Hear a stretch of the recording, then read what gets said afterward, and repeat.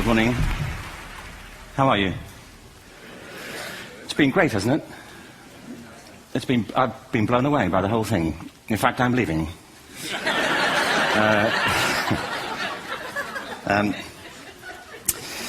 There have been three themes, haven't there, running through the conference, which are relevant to what I want to talk about. One is the extraordinary evidence of human creativity in all of the presentations that we've had and in all the people here. Just the variety of it and the range of it. The second is that it's put us in a place where we have no idea what's going to happen in terms of the future. No idea how this may play out. I have an interest in education. Actually, what I find is everybody has an interest in education. Don't you? I find this very interesting. If you're at a dinner party and you say you work in education, actually, you're not often at dinner parties, frankly. If you work in education, you're not asked, and you're never asked back, curiously. That's I think it strikes me. But if you are, and you say to somebody, they say, what do you do? And you say, you work in education, you can see the blood run from their face. They think, oh my God, why me? It's my one night out all week. But if you ask people about their education, they pin you to the wall. Because it's one of those things that goes deep with people. Am I right? Like religion and money and other things. So I have a big interest in education, and I think we all do. We have a huge vested interest in it, partly because it's education that's meant to take us into this future that we can't grasp. If you think of it, children starting school this year will be retiring in 2065.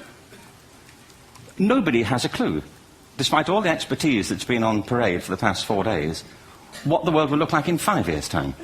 And yet we're meant to be educating them for it. So the unpredictability, I think, is extraordinary.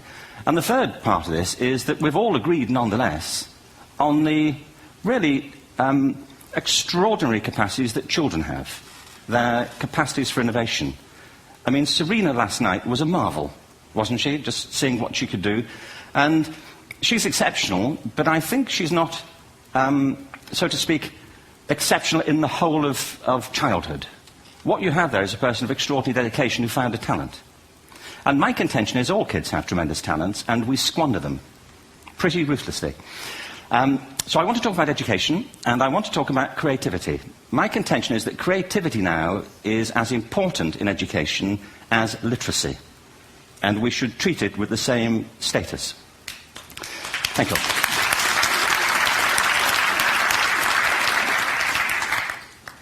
That was it, by the way. Thank you very much.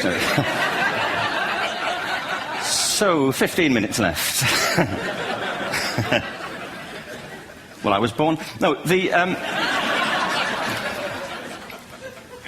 I had a great story recently, I love telling it, of a little girl who was in a drawing lesson. She was 6, and she was at the back drawing, and the teacher said, this little girl hardly ever paid attention. And in this drawing lesson, she did. And the teacher was fascinated. She went over to her and she said, what are you drawing? And the girl said, I'm drawing a picture of God. And the teacher said, but nobody knows what God looks like. And the girl said, they will in a minute.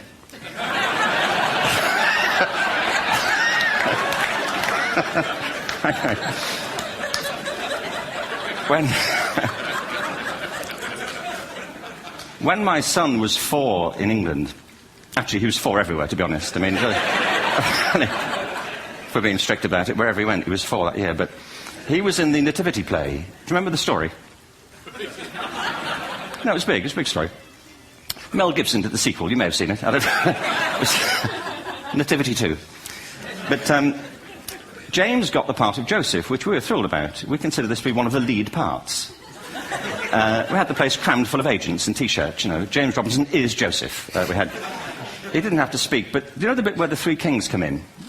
They come in bearing gifts, and they bring gold, frankincense, and myrrh. This really happened. We're sitting there, and they, I think, just went out of sequence. Because we talked to the little boy afterwards and said, are you okay with that? And they said, yeah, why was that wrong? They just switched. I think that was it. Anyway, the 3 boys came in, little 4-year-olds with tea towels on their heads, and they put these boxes down. The first boy said, I bring you gold. And the second boy said, I bring you myrrh. And the third boy said, Frank sent this.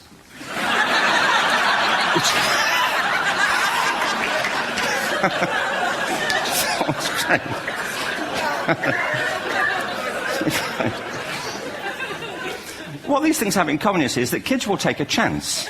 You know, if they don't know, they'll have a go. Am I right? They're not frightened of being wrong. Now, I don't mean to say that being wrong is the same thing as being creative. What we do know is, if you're not prepared to be wrong, you'll never come up with anything original.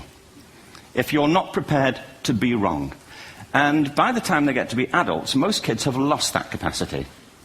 They have become frightened of being wrong. And we run our companies this, by the way. We stigmatize mistakes. And we're now running national education systems where mistakes are the worst thing you can make. And the result is that we are educating people out of their creative capacities. Picasso once said this. He said that all children are born artists. The problem is to remain an artist as we grow up. I believe this passionately, that we don't grow into creativity, we grow out of it. Or rather, we get educated out of it. So why is this? I lived in Stratford-on-Avon until about 5 years ago. In fact, we moved from Stratford to Los Angeles. So you can imagine what a seamless transition, this was from LA. Actually, we lived in a place called Snitterfield, just outside Stratford, which is where Shakespeare's father was born. Are you struck by a new thought? I was. You don't think of Shakespeare having a father, do you? Do you? Because you don't think of Shakespeare being a child. Do you? Shakespeare being 7. I never thought of it. I mean, he was 7 at some point. He was in somebody's English class, wasn't he? Do you understand? Really? How annoying would that be?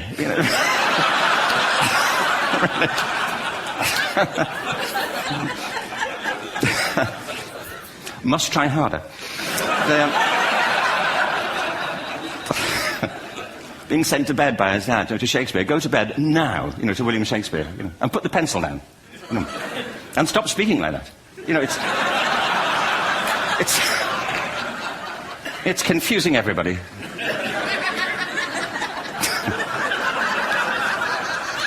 Anyway,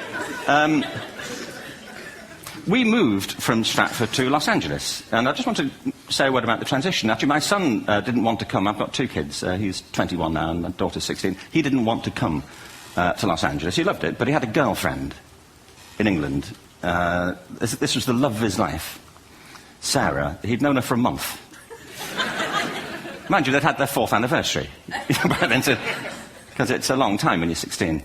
Anyway, he was really upset on the plane. He said, "I'll never find another girl like Sarah." And we were rather pleased about that, frankly, because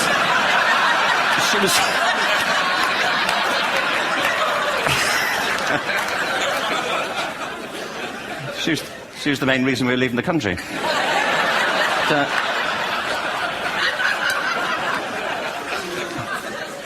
But something strikes you when you move to America and when you travel around the world. Every education system on Earth has the same hierarchy of subjects. Everyone, doesn't matter where you go. You'd think it would be otherwise, but it isn't.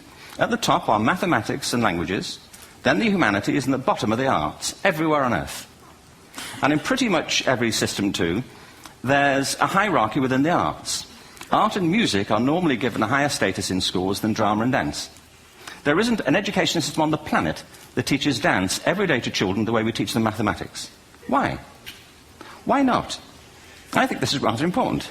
I think maths is very important, but so is dance. Children dance all the time if they're allowed to. We all do. We all have bodies, don't we? Yeah? Did I miss a meeting? I think... Truthfully, what happens is, as children grow up, we start to educate them progressively from the waist up. And then we focus on their heads, and slightly to one side. If you were to visit education as an alien and say, what's it for, public education, I think you'd have to conclude, if you look at the output, who really succeeds by this? Who does everything they should? Who gets all the brownie points? Who are the winners? I think you'd have to conclude the whole purpose of public education throughout the world is to produce university professors. Isn't it? They're the people who come out the top. And I used to be one. So there. And I like university professors, but, we shouldn't hold them up as the high watermark of all human achievement. They're just a form of life. Another form of life. But they're rather curious, and I say this out of affection for them. There's something curious about professors. In my experience, not all of them, but typically, they live in their heads. They live up there, and slightly to one side. They're disembodied, you know, in a kind of literal way. You know, they look upon their body as a form of transport for their heads. You know, it's